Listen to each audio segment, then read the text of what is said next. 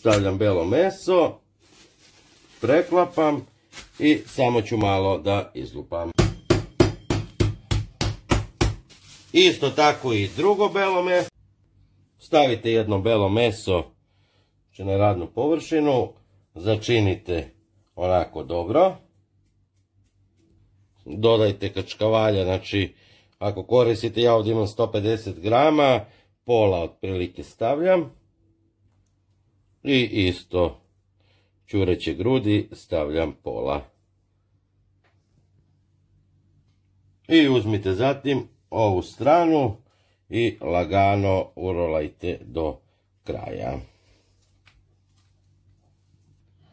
Ovako, stavite na neki tanjir i ostavite malo u frižideru. Taman dok piletina odstoji neki minut u frižideru, pospite radnu površinu brašnom i stavite lisnato testo i isto preko. I oklagijom razvucite onako tanko da bude. Ovako, znači što tanje da bude, da bi imali za 2 punjena bela.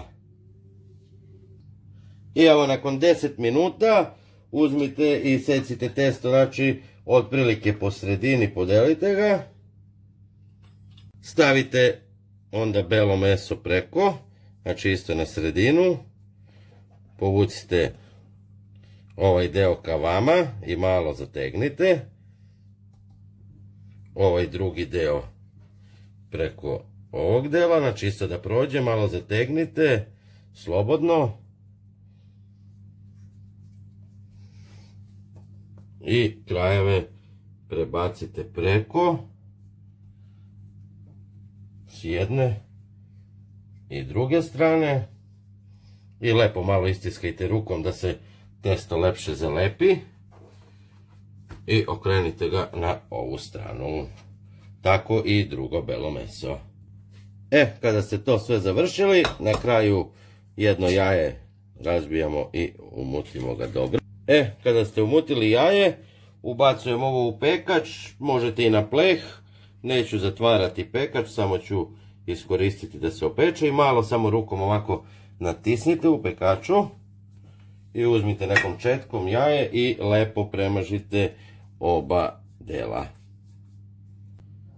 Kada ste premazali jajetom, uzmite viljušku, malo natisnite i povucite ovako da napravimo neku šaru. I stavljam u zagrejanu rernu na 180 stepeni da se peče. I evo drugari, tačno nakon pola sata na 180 stepeni, piletina je gotova, vidite kako izgleda, sada ću da isečem da pogledamo iznutra. I evo drugari, sada ćemo da vidimo iznutra. Pogledajte zaista kako lepo izgleda, ukusno je, kačkavalj, sve je tu kako treba, lepo je pečeno i to je to, pravite, javite mi i veliki pozdrav za vas, ćao!